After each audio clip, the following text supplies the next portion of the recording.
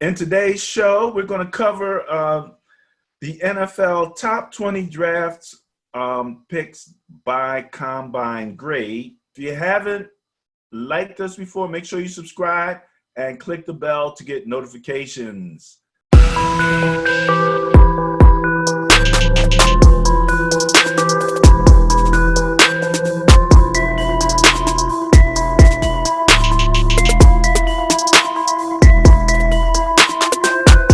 All right, Benny, let's kick this thing off with the draft picks.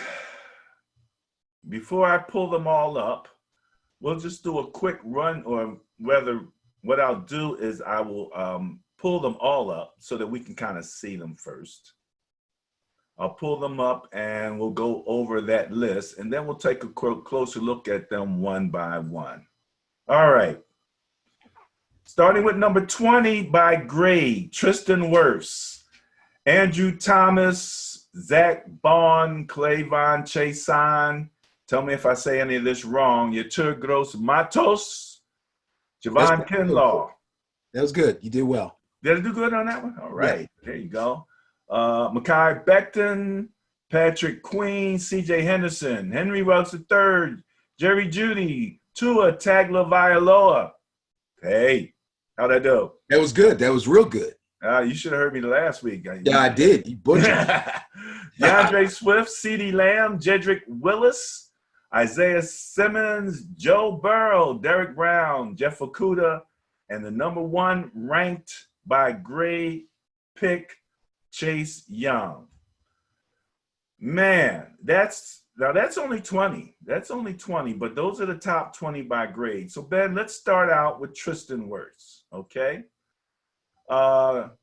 Draft prospect out of Iowa, hometown Mount Vernon, junior. We saw this as a theme through a lot of these guys. A lot of juniors came out. That is correct. A lot of juniors came out. I think that most of these star athletes, they finish high school as 5-star and 4-star athletes and go to these huge college programs. And, you know, it's not like the NBA where you can just, you know, forego college or have a one and done. Seldom do you see that when it comes to football. But usually by their junior year, these guys start getting projected where they're going to end up in the NFL draft. And at that point, usually around their junior year, they're ready to go, especially if they're coming out of big time schools that have done well, you know, in their freshman and sophomore and junior years. Okay. And I can imagine, I guess, if these guys were able to come out of college where the pandemic has kind of shut everything down, and there's so much uncertainty by those athletes that remain in college now, what's going to happen, you know, for them next year, and how that's all going to work out. This, at least in this class, they're ready to go over to the other side and get those contracts signed, get some level of financial, what can I say? They're going to be rich. They're going to be rich. And like we say every year, there are some guys out there, and it's a good number of them, that overnight are going from, you know, lower class, lower middle class to millionaires overnight. Overnight, man, I'm telling you. So speaking of overnight, this gentleman here, Tristan Wirfs, let's get him back up on the screen here. What do you have on him? Christian Wirfs. Tristan. I'm sorry. I'm calling him Christian too. I got McCaffrey on my mind for fantasy. Yeah, you and the rest of the NFL. Right. Tristan Wirfs was, I believe, the highest rated, not just going by combine numbers, but the highest rated offensive lineman, supposedly, by the draft experts, the Kuipers and those guys. I agreed with them. I thought size-wise, experience-wise, and, you know, the tape that I saw of him, that he was probably going to be the top 1 or 2 offensive linemen to come out. He did make it to the first round, but he was pick number 13. And I actually thought that he would go earlier than that. In fact, I thought that he could possibly go to my team, the Giants, that had the number 4 pick overall, because if they didn't get a linebacker, which is what I wanted them to get, the next best option was an offensive lineman, specifically an offensive tackle. But he survived till pick 13. Very surprising for me. He went to the Bucks, and he went there as a result of a trade with my Niners, who, they moved once. They basically swapped places. Basically swapped places. Right. And I'm sure the Buccaneers were probably looking at their board going, wow, Wirfs is still there. Let's make sure we get him and flip with the Niners. They didn't even want to leave it for chance that you guys were probably or may have been looking at him. I think it was a gentleman agreement going on there, but long story short, with Joe Staley leaving, I complained a lot about our line. I remember I was saying, it wasn't one of the best lines. I think they overachieved, but they also, because we ran the ball a lot, linemen like run blocking, Absolutely. That's a beautiful thing. Yeah. And we weren't as good. I know I complained a little bit about their ability to handle the blitz as an offense, much less, which includes the quarterback. But long story short, man, a Tristan Wirfs, and then they went and got Trent from the Washington Redskins. Yes. Joe Staley retired. Trent Williams. Right. I mean, he was very dissatisfied with management there. And the funny thing is, I just read something about this. I'm thinking, hey, most of his issues were with management, the GM, the coach. Those guys are all gone now. And Ron Rivera's brought in a new staff there with Washington. And he still wanted to leave. Yeah, and, I thought that same thing. I was like, new start, new management, same owner, though. Yeah, well, that's true.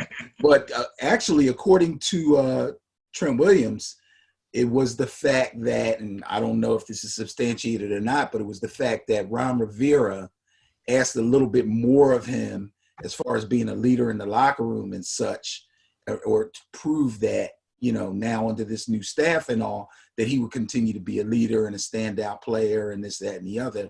And he took a little offense to them saying that he needed to prove something to them in that regard.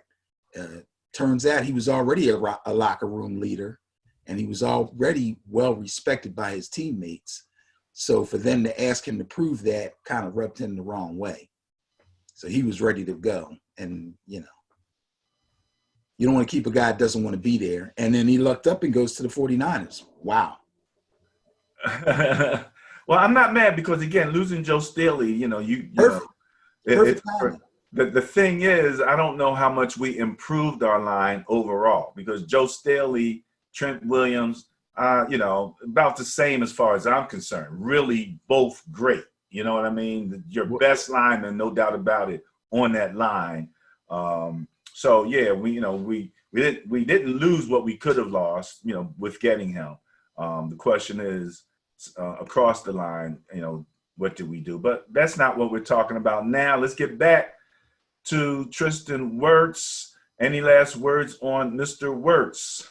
No, I think he'll love it where he is, and I think he'll be a great pro, as I believed he would be, regardless of where he got chosen.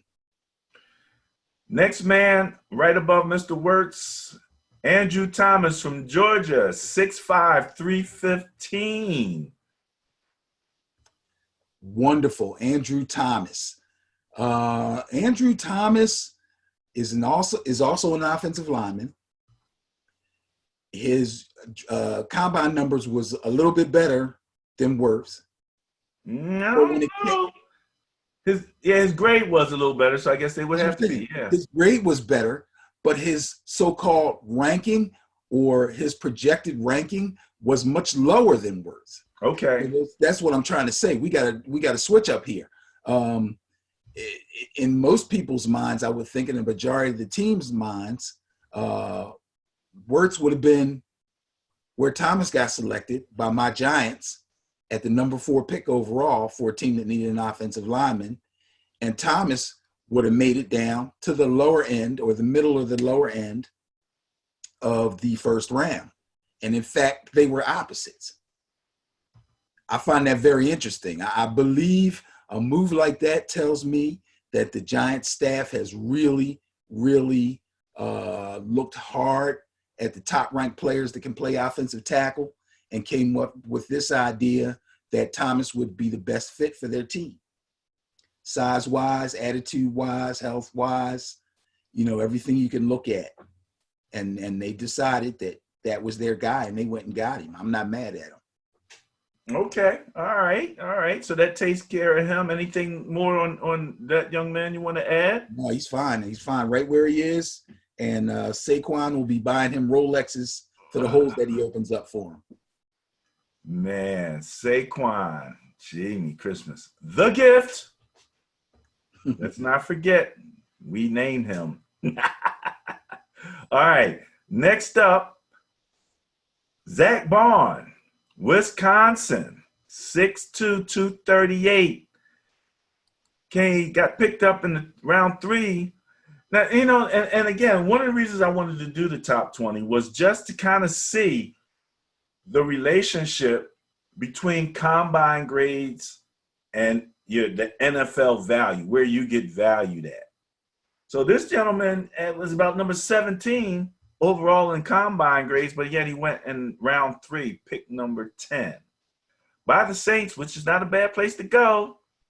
Not a bad place. Ran a 4.65, 24 bench press.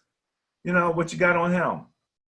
Well, when guys are ranked or projected to be first round or high second round picks at their position, and their position is going to be a position of need for somebody somewhere along the line. And then for him to drop all the way to the 3rd round before he's actually taken, I'm not exactly sure what that says. I don't want to speculate, okay? But we've seen things like this happen before, and then later on you find out something about the guy. But I haven't heard anything about the guy, so I don't know. For him to be projected to go as high as he was supposed to go and to be in the top 20 as far as combine grades is concerned, that's a big drop-off. That's a big drop. Yeah, no doubt about it. So you figure from there, you go to the 3rd round. Let's move on to the next gentleman. And I remember hearing his name over and over again during that combine situation. Mr. Clavon Chaisson, edge rusher, LSU, of course. I don't know which school had the most, but I think LSU was just about up there with Alabama in terms of the most draftees. I believe LSU was number 1 and Alabama was number 2. I'm pretty sure. Okay. All right. Not surprising, and I'm sure Ohio State was up there somewhere too. So Jacksonville got themselves a linebacker. Yes. Well, linebacker, edge rusher, I'm not sure exactly what defense they run. The thing is, they're going to depend on him to get after the quarterback. And it's very important for every defensive line, obviously. And this guy was projected to go pretty high as far as edge rushers are concerned. I don't think he was the number 1 edge rusher projection-wise. But again, he had a top 20 combine workout grade. So we wanted to talk about him, and we valued him and thought that maybe he would be a first rounder, and at least a first rounder. And turns out he was. He went at number 20. There are a lot of good edge rushers this year. And when I say a lot, I don't mean a lot like the wide receiver group. That was crazy. That was crazy. There's teams that right now are trying to sign 11, 12, 13, 14 wide receivers to their teams before they start the cut down process because the position was so rich. That's crazy. But there was a good number of good edge rushers. I think he probably ended up right around where he should have. Okay. All right. All right. Let's move on to the next. And you said there were a lot of good edge rushers. Well, here you got one out of your school, Penn State. Yep. Where the heck is Spotsylvania? Is that where he's from? Spotsylvania, PA? That's what it's, no, Virginia. Spotsylvania, Oh, Virginia. I thought there was that. You know what? I think there's a Spotsylvania, Pennsylvania too. Could be. I really believe it is, but that's one of them. It's some little town in VA, man. Went to the Carolina Panthers, got drafted by the new coach. Round 2, pick number 6. Round 2, pick number 6. Now, again, I believe that when I was looking at rankings, this guy had a late first round, early second round projection. So I'm going to say that he probably ended up around the best spot or around the most likely spot, round 2, pick number 6. He's right in there where he should be. Carolina Panthers need a lot of help on their defense. That could be a marriage made in heaven. We don't know. I did see a little extra film on him because they did a little special on him on one of the channels. And what's his size? You got his size there? He is 6'5", 266. 6'5", 266. Tall. I knew there was something physical I wanted to say about him. So he's really tall. Okay. But I think he'll do well. And I think he's probably landed pretty much where he was projected. Okay. Okay. Most of these guys, if they get picked in the first round, then their combine numbers kind of correlate. You know what I'm saying? You're the top 20 combine grade. You're supposed to be a first round. It's 32 teams in the league. You know, some teams have multiple picks in the first round. If you're supposed to be a first rounder, then you're probably going to end up there with the top 20 combine grade. Couple of exceptions. Okay. Jason Kinlaw. Mr. Kinlaw. Round Wow. 1, pick 14 to the San Francisco 49ers. Oh, yeah, I would screw that one up, wouldn't I? No doubt about it. Okay, go ahead. What do you got on him? Looks like he's going to kind of try to carry on the tradition of first round 49er D-line selections. They've made a bunch of them in the past few years, and this guy looks like another one. Some people, some 49er fans will probably say, another D tackle? You know what I mean? Well, we just got rid of one, so. Oh, yeah, okay. You don't necessarily have to go 1 for 1 when you have 6 of them that were all number 1 picks. Okay? But they decided to go that route. I can't fault them. John Lynch has done some great things out there. So, you know, if that's the guy they wanted, he definitely had good combine numbers. He was projected as a first rounder, and there you have it. Boom, bang. Yeah, everybody's looking for edge rushers, but if you've got one, Mr. Bosa, okay, then you can work on a D tackle that can break down a pocket, that can give you push up the middle, and that can play the run. That's what this guy's supposed to be. And that's one of the areas you particularly talked about that we had a problem with that direct, you know, that those dive plays and yes, that runs up the middle. So, yeah, absolutely. All righty, what's up next? Who we got here? Mekhi Becton? Yeah. Phil. Yeah, that's the real big guy, right? 6'7", 364. Yeah. Went to the Jets. Round 1, pick 11. Okay, I like that pick. Some people had him a little bit lower probably than 11, but you can't pass up the kind of size that this guy has. And he ran a pretty good 42. I think he did like a low 5 in the 40. So again, his combine grade kind of matches up with where he got picked. 5'1".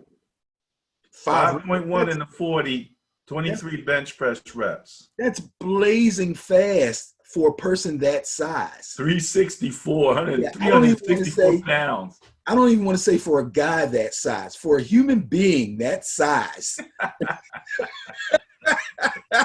to run that fast.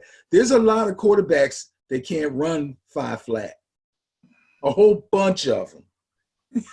That's for sure. You know? No doubt. But anyway, yeah, that's a good pickup for the Jets. They obviously loved him to go with him with the number 1 with the 11th pick overall, over and above other positions that they could have gone for.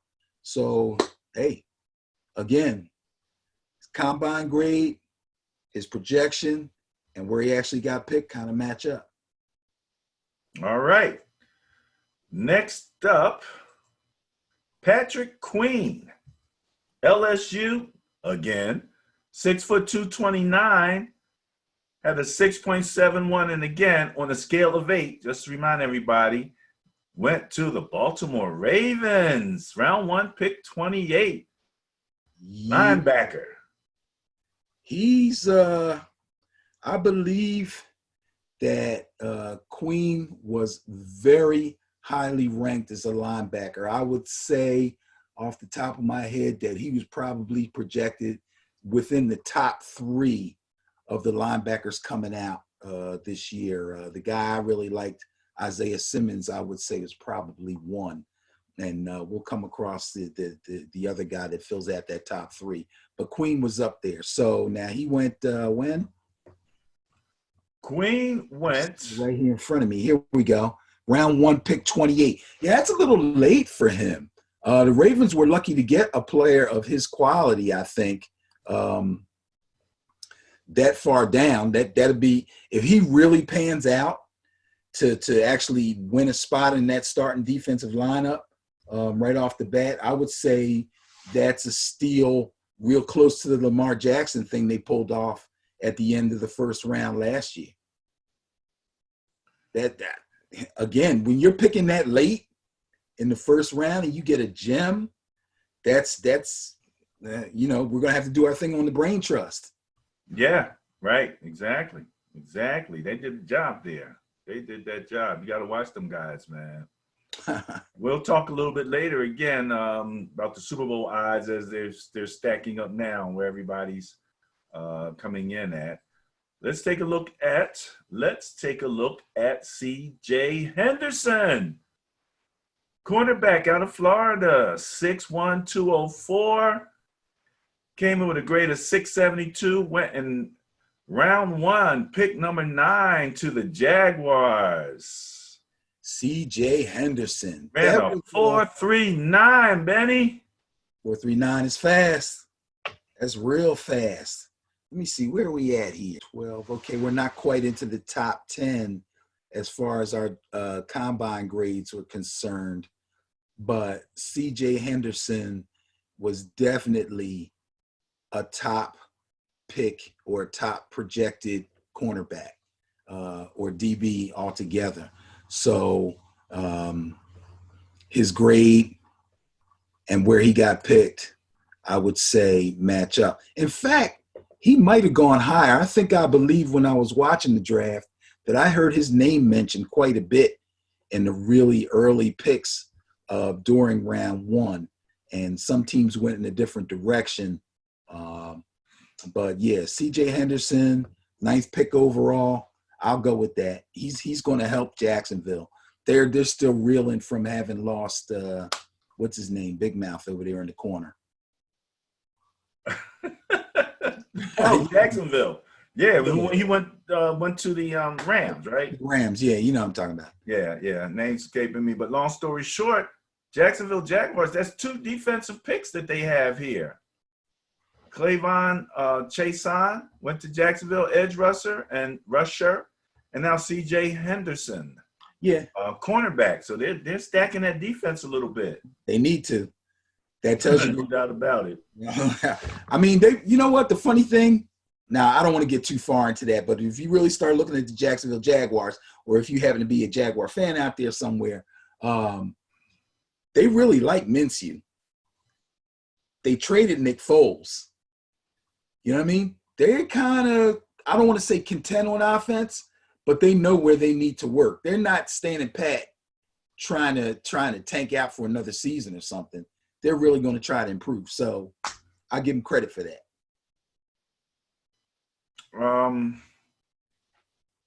Okay, where did Bridgewater go?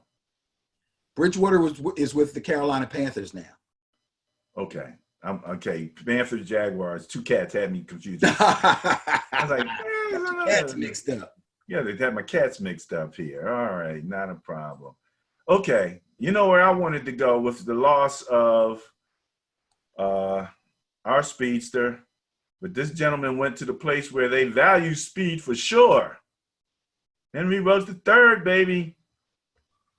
5'11", 188.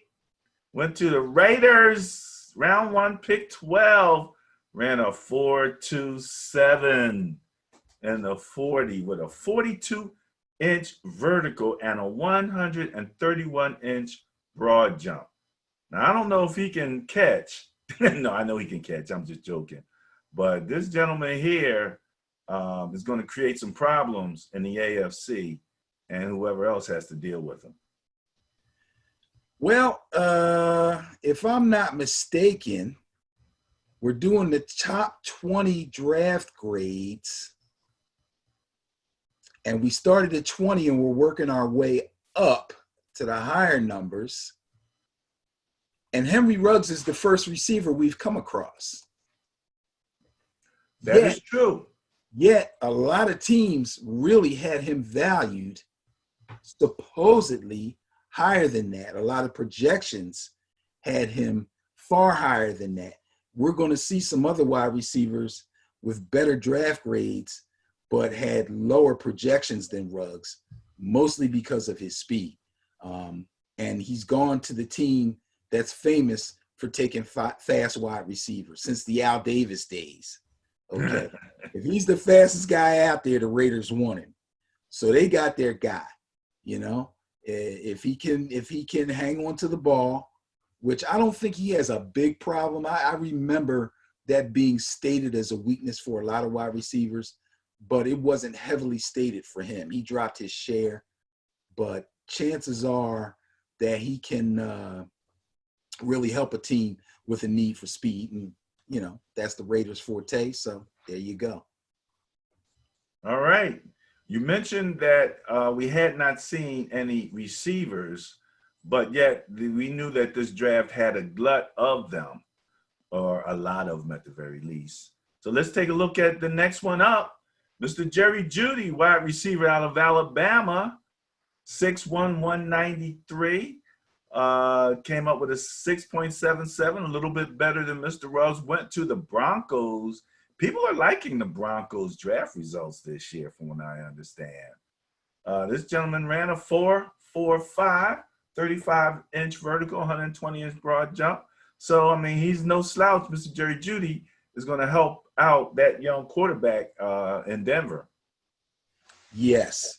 And this is a guy that I thought was the number one receiver coming out in my Really?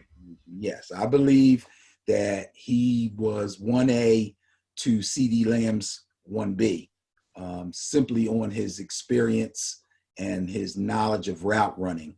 When you watch the tape, the guy is a master. He looks like a veteran NFL receiver the way he runs his routes. So I really liked him. I thought he should have gone a little higher. But when you get up high in the draft, you don't find the draft for need thing, so to speak, as much as you do in the later rounds. I think guys actually have their eye on people.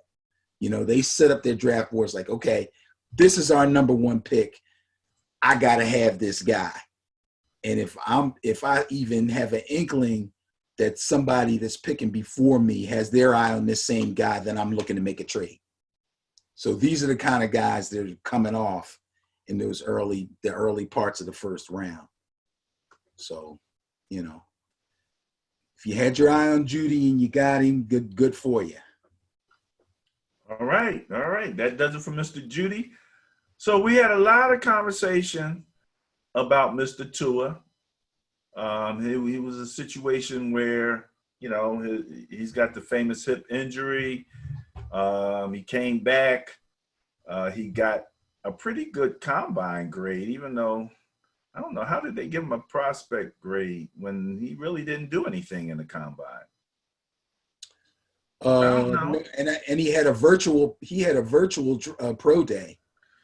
So, I mean, he did give him something to look at. They weren't there, but. So, I don't know. They say how we grade. I'll worry about that later. But he went to the Dolphins, round 1, pick 5. And, you know, he was pretty happy. His family had the little lay all around him and everything. And, they, you know, so he's going to get paid. You think he's ready? Yeah, I think he's ready. I think Tua's ready. I love Tua. Without the hip injury, the Cincinnati Bengals would have taken Tua. You know what I'm saying? That's the only difference was the injury. And even with the injury, he's still the 5th pick overall to a team that needed a quarterback tremendously. That's a great match. I think he's going to be a really good pro. You know, he's going to get some bumps and bruises with the Dolphins, but I think he's ready, and I think he's going to start to bring them back. Mr. Tua, the things you hear about him, pocket presence, and I think the only thing I remember them saying is that, you know, making sure that he slides, he avoids the hits a little bit more intelligently than maybe he did in college, where maybe he didn't have that fear, so, you know, he was willing to go. Well, I don't think he really had a problem with sliding. I've seen the guy slide, and I've seen him take not bad hits because of his speed and his body positioning. But when he hurt his hip, he got pulled down in the pocket. He was escaping the pocket, running toward the sideline. The guy grabbed him, pulled him down from behind, kind of like they got Bo. So, you know, at this point, yes, it's important. You have to slide because you have a body part that you need to protect. You know what I mean? But he didn't have a problem with his downfield running. Okay.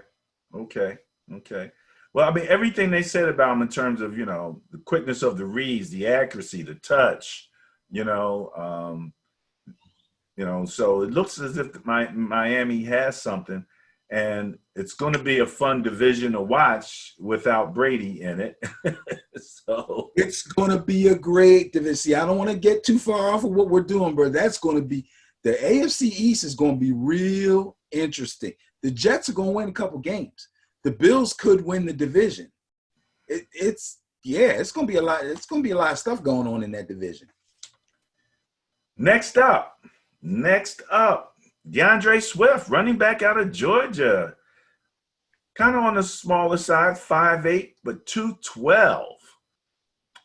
Went to the Lions, round 2, pick number 3, ran a 4.48 with a 35-inch vertical. You like the smaller running backs like that? I like running backs that produce. I don't care how big they are. Okay? Remember, I'm a Giants fan. I had Brandon Jacobs, the tiptoe bandit. You know, I don't care how big you are. If you can handle the load, you handle the load. If you're 2 down back and you move the chains, so be it. You know, if you're a 3rd down back and you're a huge threat out of the backfield and you can produce, I'm with it. I don't care.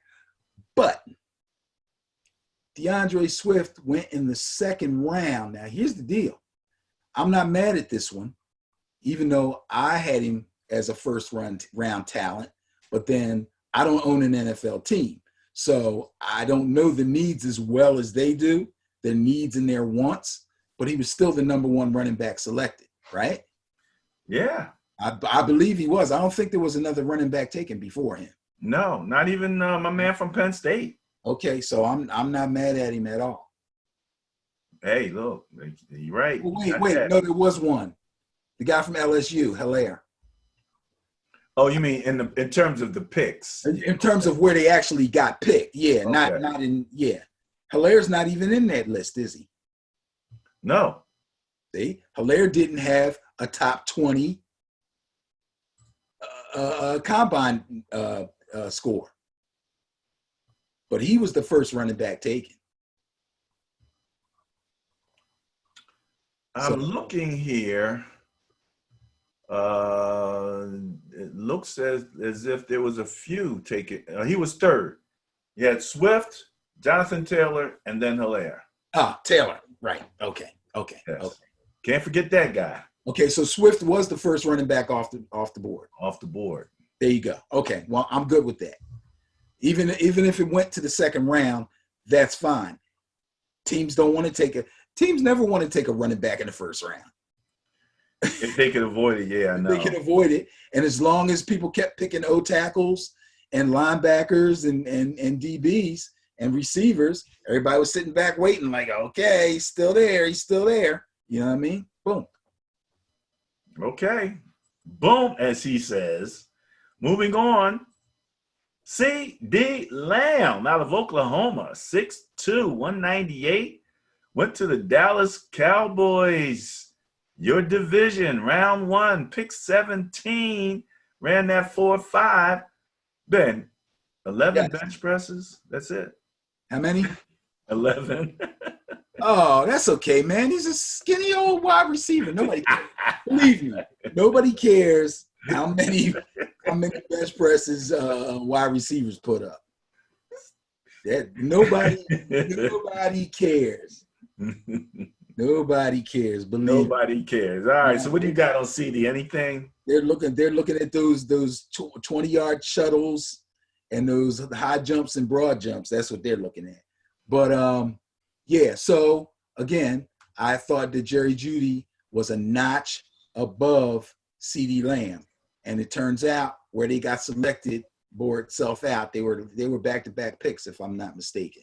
So okay, so again, those are the top two guys as far as I was concerned. If you're going to take a receiver in the first round, one of those two has to be selected, and then you knew Ruggs was going to come in at least third just because of the speed factor. Yeah, I see CeeDee Lamb as the first wide receiver off. Then I see Jerry Jeudy. Then I Right see behind Henry him. Ruggs. Right. So they all landed at the. In other words, as we're doing this, their combine grade bore itself out. And for some the good most of part, correlation there. That's what we're yes, finding for the out. most part, that's what we're seeing. There's only a couple of anomalies. I think, and part of it is that, like you said, you don't think about linemen relative to being the top picks, but it's been that way now for a few years, man. You know, you're an edge rusher, you're a top offensive lineman, you're getting picked before some of these superstar wide receivers and running backs and stuff. Yeah. I look, it's a passing league. So the name of the game is get to the quarterback and protect the quarterback. You know what I mean? So O tackles and edge rushers are always going to go high. And if you look at the salary structure, they're right up there. You know what I Making mean? that money. They didn't start picking guys that specifically played offensive guard probably till the third or fourth round. You know what I mean? If you came into the draft as an offensive guard, you're not going in the first round. You're just not. It's the nature of the game. Nature of the game. All right. Next up, Jedrick Wills, Alabama tackle, 6'4", 312. Went to the Cleveland Browns in round one, pick number 10. Ran a 5.05 40. Let me make sure I give him his just dues with a 34-inch vertical, which is pretty good for a guy that's 312 pounds. That's actually really good. Let's see. 1, 2, 3, 4, 5, 6. This guy is in the top 10 with his draft grade, with his combine grade, and he went super high.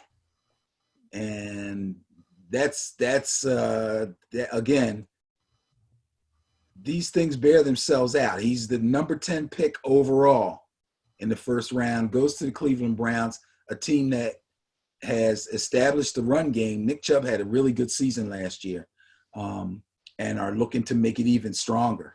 I mean, you know, you want to take pressure off of Baker Mayfield as much as you can until he gets himself together and stops just showing flashes and becomes a viable number one, you know, QB1. But obviously this guy fit the mold for them, and they went right out and got him. They sure did. They sure enough did, man. All right. So we'll talk again a little bit about the Browns and all the different teams as we continue to move on with that. Okay. I think I got this guy in here a couple times. All right. Next up, we have Isaiah Simmons, Clemson, 6'4", 238, linebacker. He's one of the first guys, if not the first, with the grade of 7. Went to the Cardinals. I got to keep my eye. I told you last year I got to keep my eye on these darn Cardinals in my division with the Niners. Number 8. That's right. That's right. Dude ran a 4.39. Let's say that again. 4.39. He's a linebacker. Okay. A 6'4" linebacker. That's wide receiver numbers. That is true. He can cover pretty much any one of our wide receivers now. which was exactly why I wanted the Giants to take him at number 4 overall. But I knew that they were going to have to go with, those were 2 positions of need. So they had to make a choice, and I guess they had to decide which one do we need more, you know, and that's why they took Thomas. And again, I like the pick of a good offensive lineman, especially an offensive tackle who can probably play left tackle. I'll take that. If that's the pick you want to make in the first round to help improve our team, I have no problem with that. But I hated missing out on this Simmons kid, man.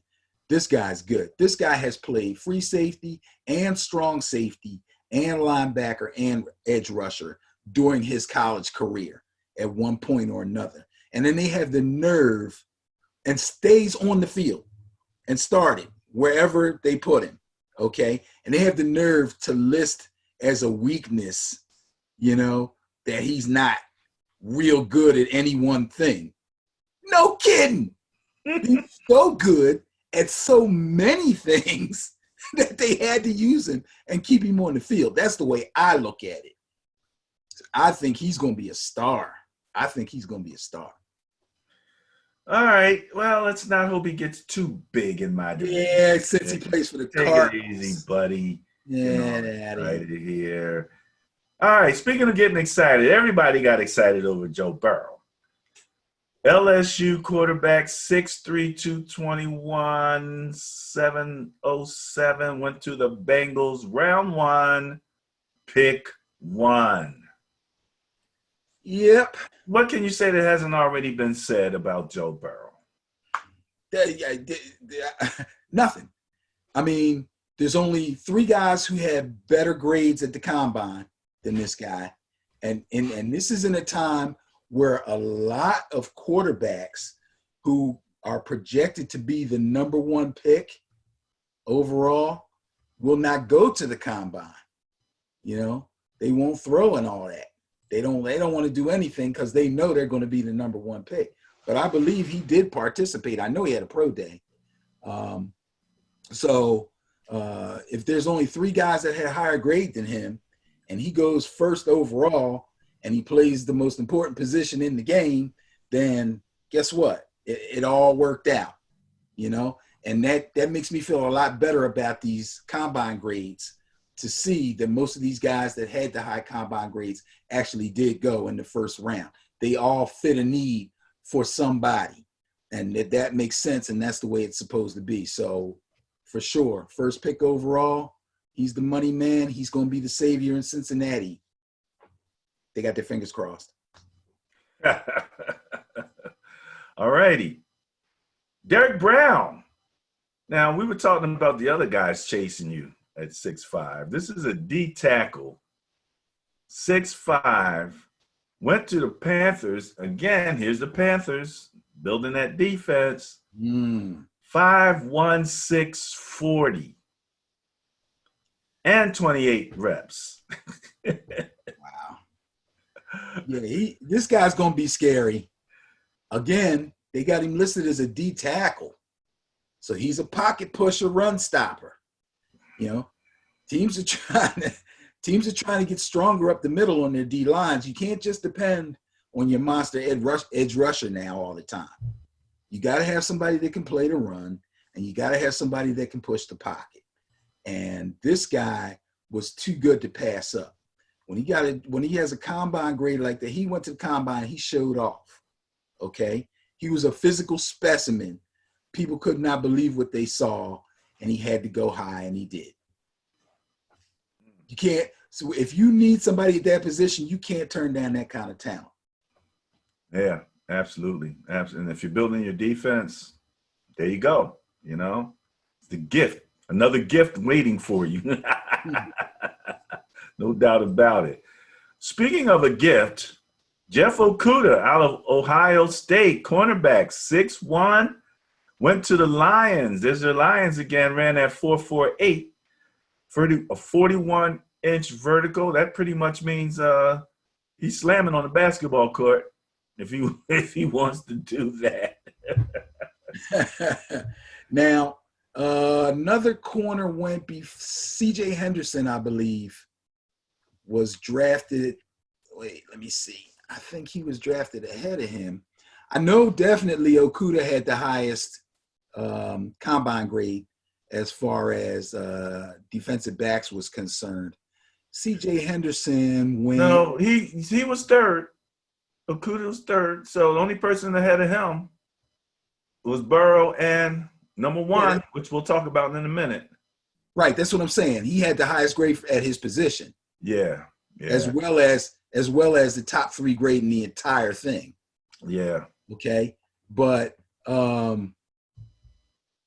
okay. Yeah. CJ Henderson was the only defensive back that was anywhere near him. That was the point I was trying to make. This guy goes round 1, pick number 3 overall to Detroit Lions. I feel bad for him, but you know, they traded away Slay.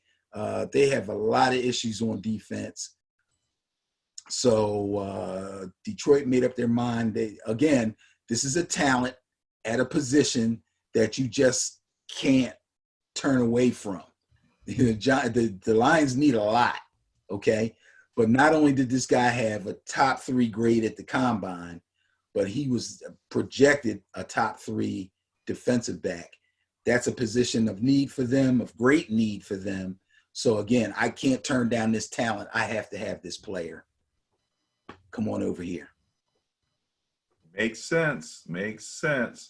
That's he had the second highest draft grade combine grade, excuse me. Let's say that correctly. Only next to this gentleman here, Mr. Chase Young, DN, Ohio State, 6'5", 264. Man, did he do anything? He didn't even do anything in the draft at the combine, did he? I don't remember if he went or not. I don't know exactly where they get these. Well, again, this says prospect grade. That's what I forgot. I knew there was something I meant to mention to you the other time we were talking about this. Everybody got a prospect grade. Not everybody had combine numbers. Ah, that's what they did. Used, okay. Right, but I think when they made that list, they used the combine numbers on top of general information that they had for each player to come up with a prospect number. So it's still pans out. The bottom line is the Washington team that needs to change their name, needs talent. And this guy is without a doubt the most talented player in the draft. A physical specimen, good speed, good awareness, played on a great team, had really good numbers. I think he crushed Bosa's numbers as far as Ohio State is concerned. This guy had a monster year. So, you know, Washington picked what, third in the draft? They had the second pick. Second pick. Right. So if you're not going to take Burrow, then you have to take Chase Young. He's the best player on the board, period. You know, if the Bengals had taken Chase Young, which they could have done, that would have messed Washington up. They'd have been like, what do we do now? You can't take Burrow. You know, never mind. Anyway, I think everything turned out the way we kind of expected it to.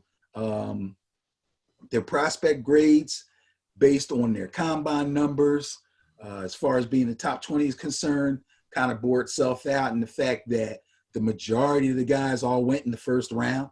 There might have been some questions at certain positions where exactly they landed.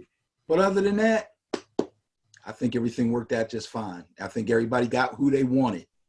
And if you had a team that had a pick in the first round and they didn't take one of these guys that we just mentioned, it's possible that your pick will be called a reach. And we'll have to wait and see what happens once the season starts and where those particular guys end up. That may be something we have to look at for a future show also. All right. The reach group. The reach group. The reach group. See how that works out. Okay. That wraps up the top 20 here, and we're going to move on to the next phase after this.